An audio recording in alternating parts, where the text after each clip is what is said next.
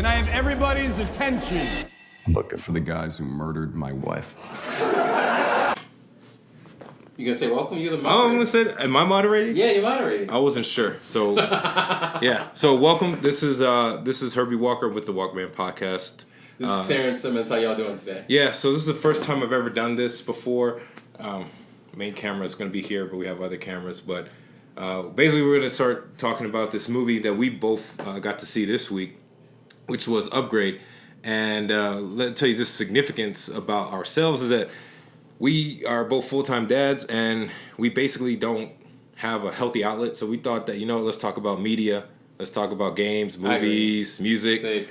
Life. Yeah, but pretty much because, you know what, we work in education, and it's exhausting. So this is like a healthy outlet. So we just both happened to see this movie.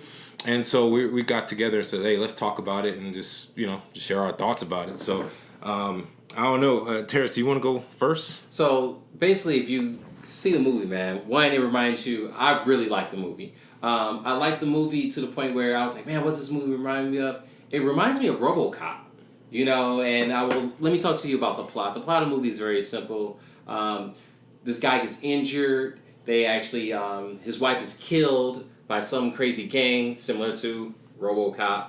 And then from there, he actually goes and gets a piece of technology placed into him that allows now the technology controls him, and he's kind of controlling it. And that's the overall theme of the movie is control.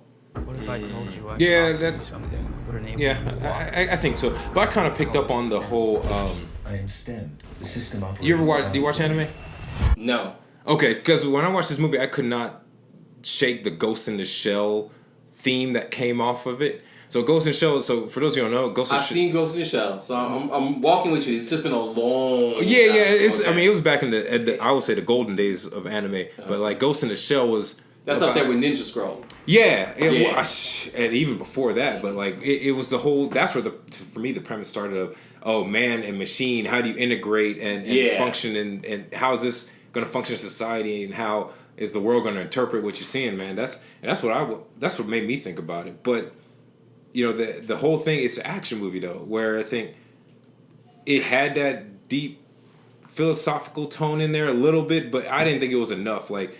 To really feature it. Like the movie to me was like quick, fast, like there was some serious plot holes, but overall that it stuck to the theme. Like this guy gets integrated with this microchip, Right. and give him superpowers. Well, it doesn't give him superpowers. It allows him to be extremely efficient. Yeah, very efficient. and part of the movie is about a lot of it is him integrating with this machine, right? And we're gonna be careful about spoilers because I don't want to. Okay. I don't be careful about spoilers. So, like him integrating with this machine, it said, okay, do you? But it's not. So this is the part where I disagree. It's not about integration because there was no integration. It was more, hey, take over. And during the plot, he says, take over. And when the robot takes over, he takes over. And he has to deal with the decisions that are being made. And that's what makes the movie fun, right? So that's when you start seeing like, okay, robot take over, and then like he starts fighting and going after these bad guys. And the premise of it, the reason why he's going after these bad guys, basically they killed his girl, and that's how it always going to be. You lose your boo, and then you got RoboCop. Yeah. This is basically like RoboCop. Like this is about as RoboCop as it gets. Like, Without robo armor, but it's still a great movie. Lots of action. I gotta say, the action is fantastic. Yeah. Go ahead. And what do you? So anything else about the plot and the ending? Hold on, we're jumping to The the ending's ending. good. No, I just want to say this. I just want to make sure to say this. The ending's really good. We'll get to the end. At the Okay. end of this, we'll get to the ending. But like, because I have mixed opinions about the ending. But like, starting off, once he's integrated with this microchip that basically turns him from being paraplegic, Correct. Quadriplegic. Yeah. So that's all four limbs, right? Yeah, it's all gone. Okay. So he goes from being quadriplegic so he can walk and move around again and function in society, and his mom's there and he's happy to see him. He's like, oh baby, you're walking again. But all this is very highly experimental, and I feel that, and from what I saw, the action was, that plot was secondary to the action. Like the movie was just a reason to have some crazy kills. The first kill with the guy with the knife. Okay, so we also got to think about it. This is Blumhouse who produced it. Blumhouse is all horror. Their genre is horror flicks. So this is The Pledge Anarchy. I mean Purge. Yeah, The Purge, Purge Anarchy, Get Out. These are all these different movies for Blumhouse. So you're not just gonna die. You're gonna die gory. I didn't know that this was made by some people. Yeah. Of Get Out. Yeah. Well, you said Purge, that it makes sense, but Get Out, I guess I can kind of pick up a little bit. It's of still that a horror tone. vibe. I mean, think about it. Like at the end of Get Out, like he's killing everybody. He's doing a deer through somebody's chest, bashing people's heads in. Yeah. Like people get like done. At the end, you got the when the dad he's choking out the girl whose mom was choked out. I mean, it gets kind of graphic at the end. Talking about the gore though, like the deaths, man, like I haven't, because I saw the movie like 2 days ago, which is An Eternity in Dad Years. Yeah. Like, so I should have took some notes. I should have recorded like right after. But when he went to the bathroom, when he was interrogating that one guy, Oh yeah. I was like, okay, what's he gonna do? You know, and he says, "Take over, machine." And the machine, man, the machine does his dirty work on there, and it reminds you of Mortal Kombat. Yeah, it's a Mortal Kombat type. You're gonna get fatality. Like it's gonna go bad. And that's where I thought that like the gore was. That's where I felt the movie just was an excuse to have good kills, and I didn't feel that the movie was like. Like that's where it deviates. Like Ghost in the Shell is such a deep plot about man, machine, who takes over what, who are you really really in charge. There were so many themes of it. It was the guy who didn't agree with technology. So one thing about this, and I can say this from the beginning, was he's the only person that's not in the future integrated with technology. He's actually driving a car, an old school car with gas, while the other cars drive themselves. There's drones everywhere. Everything's futuristic. And he just wants to be a simple guy. Actually, speaking like this is a dad, he's not even the head breadwinner of the household. He's actually the guy that stays at home and kicks it. And that's what was cool that's where I really connected in the beginning, because the character they used was so disconnected from technology. Like he wanted nothing to do with how technology was being integrated. Like they had these futuristic cars, just like the Teslas you have today. Like the Tesla X is like, oh, Tesla auto drive and auto brake, and then they just took that to the next level in the movie, like giving things away. And the main character, the main protagonist, Logan Marshall Green, is that the Logan Green? Yeah, Logan Green, yeah.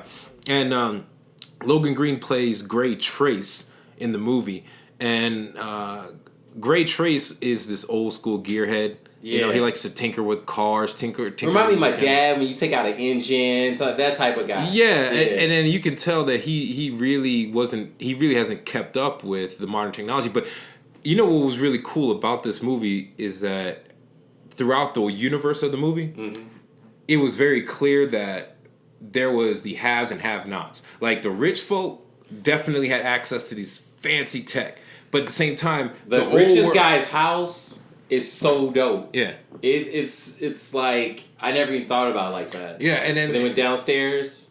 Oh yeah, yeah. Oh yeah, that was wild. Cool. That was wild. And then the old, like the hoods, they haven't kept up with technology. Like they don't have the advanced security systems. They don't have they still got cars with combustible engines in it. You know, so it was. And then in the beginning where they again, not giving away, but when they ended up in that tent town.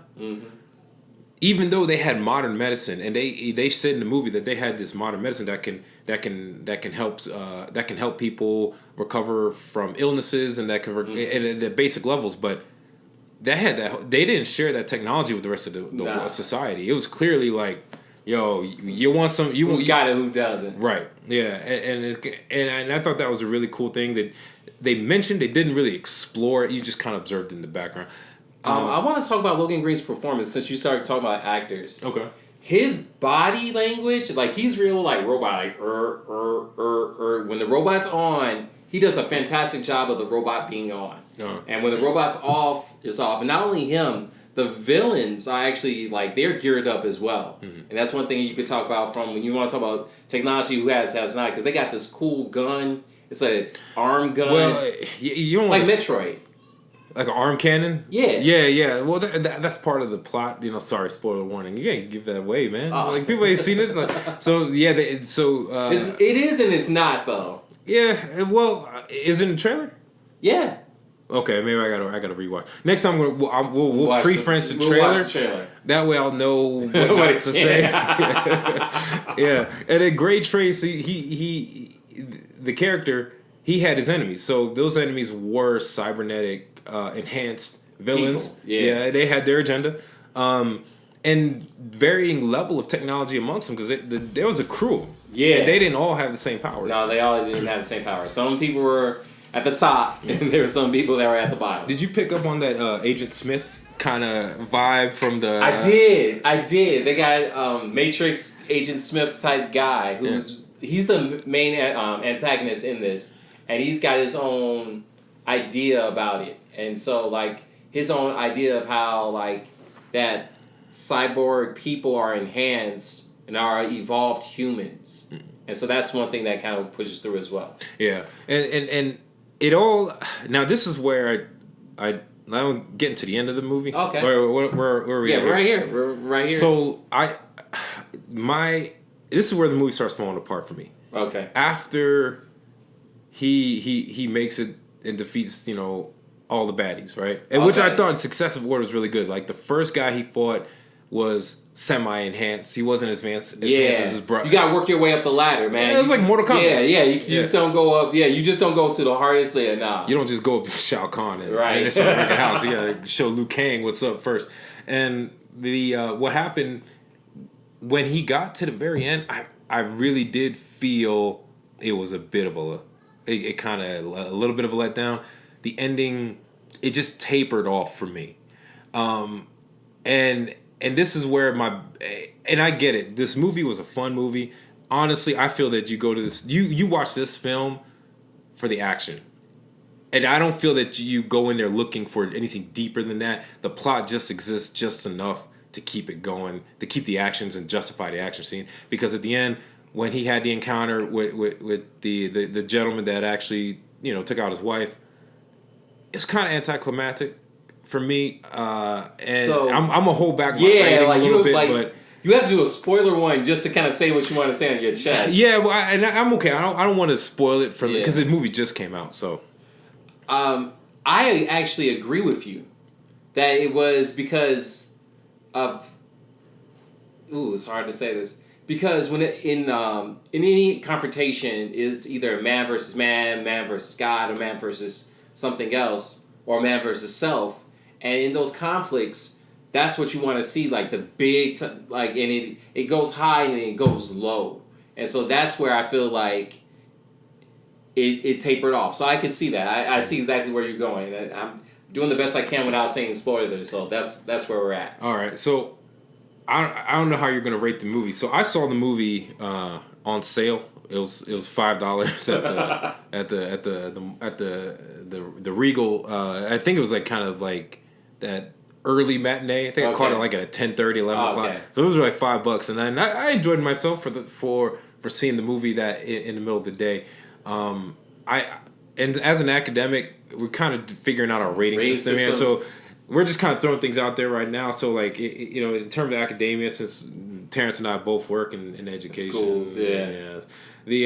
I'm going to say that I'm going to give this a solid high school graduate. It did everything that was required. It was entertaining. It was fun. Okay. And would I watch it again? Yeah, I'd watch it again. Probably on video. Mm-hmm. Watch it again with maybe my family. But beyond that, I kind of felt that it was just okay. So I feel like this is a good summer movie. I do agree, like a high school graduate where you don't have to go to summer school. You solid, you passed, you've hit everything that you're supposed to. But I was more, it like the first Purge, because when I'm thinking about this and Blumhouse and everything else, is like one of those movies where it could have been so much more. Like I think if the ending was better, it could have made it a little bit more to like summa cum laude or college graduate instead of high school graduate. I really think it could have went to the next level. But it was a good movie, good time. I saw it on $5 Tuesday, so for $5 it was perfect. So I'll definitely say with that. If you paid Would you pay full price 3D IMAX for something like this? No. All right. Okay. Okay. That's why it's a high school graduate. That's right. It's a Okay. high school graduate. Right. You know, I'm trying to, and this is our first time kind Now, of. will I playing go with the see review. it? Yes. If you have, it's summer. You just want to go out. You want to do something. You want some action because you never get good action flicks. Definitely worth $5. It's definitely worth going to see it. Yeah. You know? Definitely worth seeing. Definitely worth seeing. I think it's fun. One part. You and I both kind of talked about this briefly before we wrap things up. This reminded me a lot of Equilibrium. Yes, it did. And if you saw that Equilibrium, that was with oh my goodness, Batman. Christian Bale. There you go. Christian Bale is Batman. Christian Bale, and The it was real kind Batman. He's not the real Michael Keaton. No, I said the real. Oh, that's a whole nother conversation for another podcast. You know, I don't know about that. The real Batman, because Adam West. The real Batman movies. Okay. So in Equilibrium was a reimagining of Fahrenheit 451, and they did this fancy martial arts called Gun Kata, which was. When you think about it, it's kind of silly, but like it was fun. You know, I enjoyed it. A lot of my friends thought it was a full price kind of movie, but I enjoyed Equilibrium. I didn't have anything against it, but this movie did remind me of that. Okay, so Equilibrium 1 is like one of my favorite movies of all time. I think just not only the concept, the fighting the fights are fantastic, and people are really like they get murdered. Like you might get like 10 swords in you and then get shot in the head. I mean, just everything was great. Because it wasn't as much action as Equilibrium, but the gore was actually up there. The plot and overtone of there was a message there, kind of like Equilibrium, where there is still a message. I can definitely see how they parallel. I agree with you on that one. So so we'll. I guess that's all I got, man. I'm gonna give I recommend this movie to anybody want to watch it. Definitely go check it out. I wouldn't pay beyond a matinee price for it, honestly. But I will go see it. Yeah, definitely see it. It's even worth seeing in theaters. It's just them kills are pretty good. Yeah. I was sad because when I went in there wasn't a lot of people. And I'm like, man, it's like 7:30. So hopefully more people go out to see it. Yeah. All right, man. So that's all I got, man. Thanks for checking us out, and hopefully we'll keep posting. And then if people subscribe and if we can keep consistent, we're gonna just have some fun, man. Yeah, honestly, I'll be honest with you, Terrence. I'd like to get to the point where we're doing retro movie reviews, maybe music reviews, anything but politics education. Anything but what we do in the real life. Yeah, like anything but that. Like that's kind of where I'm. We have nothing to say. Yeah, video games definitely. Maybe I could talk about my blossoming esports career, or the joke of the esports career. All right, man. That's all I got. Let's sign off. Peace. All right. So.